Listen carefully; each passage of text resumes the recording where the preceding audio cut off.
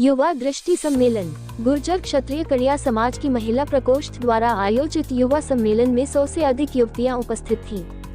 आज के भ्रामक सोशल मीडिया के युग में जो युवतियों को गुमराह कर रहा है, इस युवा दृष्टि सम्मेलन का उद्देश्य उन्हें सही निर्णय लेने, सही गलत की पहचान करने, परिवार की जिम्मेदारी संभालने, अपनी संस्कृति को समझने और उसे जीवन में उतारने तथा एक बेहतर इंसान बनने के लिए प्रेरित करना था। इस कार्यक्रम में मुख्य वक्ता डॉक्टर भावेश काचा ने मनोविज्ञान, सफलता, जीवन लक्ष्य, धर्म, संस्कृति जैसे आवश्यक विषयों पर रोचक ढंग से तार्किक और व्यवहारिक विचार प्रस्तुत किए। उन्होंने खेल खेले, वाद विवाद में चर्चा की और युवतियों के प्रश्नों के उत्तर दिए। कनुभाई गेडिया, पार्षद राजू भाई परमार, ओबीसी उपाध्यक्ष सूरत, अशोक भाई गगानी, तुलसी पेपर मिल बारडोली, कांति भाई चौकिया व्यवसाय, हसमुख भाई मनानी श्यामवाड़ी ट्रस्टी। इस कार्यक्रम में जयुभाई टेंट पत्रकार, श्यामवाड़ी ट्रस्टी और अन्य गणमान्य व्यक्ति उपस्थित थे। आखिरकार नाश्ता करने के बाद सभी लोग अलग हो गए। ताज़ा खबर देखने के लिए देखते रहे स्टार न्यूज नेटवर्क। जय हिंद, जय भारत।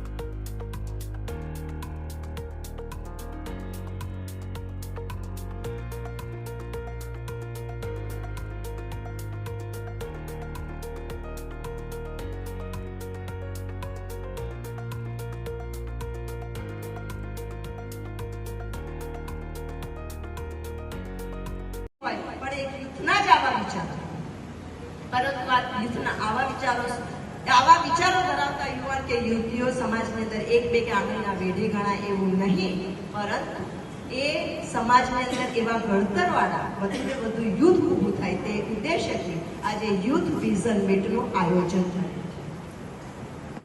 જી, આપનું નામ? મારું નામ ડોક્ટર ભાવેશ કાચા છે, હું એનેસ્થેસિયોલોજિસ્ટ છું। સાહેબ, અત્યારે કયા વિસ્તારમાં અને શું કાર્યક્રમ છે?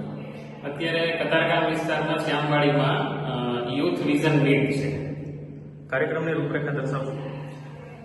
આ યુથ વિઝન મીટ છે એ આપણા જે યુવાનો છે એ ગેરમાર્ગે ન દોડાય અને આપણી જે ભારતીય સંસ્કૃતિ છે, આપણી જે પરંપરાઓ છે એના વિશે વૈજ્ઞાનિક અભિગમથી જાણે, અભ્યાસ કરે અને એમને જે યોગ્ય લાગે એ એમના જીવનમાં ઉતારી અને પોતાનું જીવન સાર્થક કરે અને દેશને મદદરૂપ થાય એવી ભાવના યુવાનોમાં જગાડવા માટે આ કાર્યક્રમ કર્યો છે।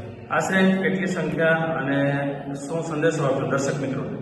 100 થી 150 યુવાનો આવે એવી એક્સપેક્ટેડ છે અને દર્શક મિત્રોને સંદેશ છે કે કોઈ પણ યુવાન હોય દેશનું ભવિષ્ય હોય છે। જો આપણે દેશનું ભવિષ્ય ઉજ્જવળ કરવું હોય તો યુવાનોમાં કામ કરીશું તો એ સરળતાથી આપણે દેશનું ભવિષ્ય ઉજ્જવળ કરી શકીશું। જી, ધન્યવાદ સર। Thank you.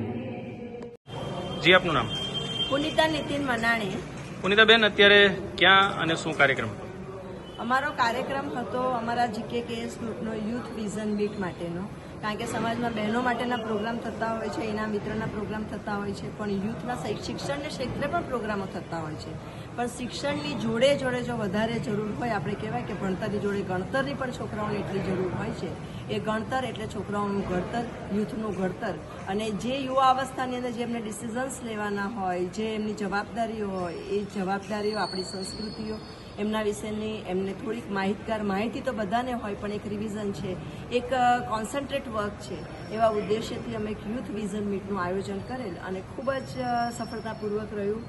અને અમારા ચાંદનીબેન એની અંદર એમનો પણ બધા જ આખી ટીમ, સુરત લીડર ટીમનો, સુરત સંગઠન ગ્રુપની લીડર ટીમનો સંપૂર્ણ સહકારથી ખૂબ સરસ આયોજન રહ્યું અને thank you all for this support. Thank you.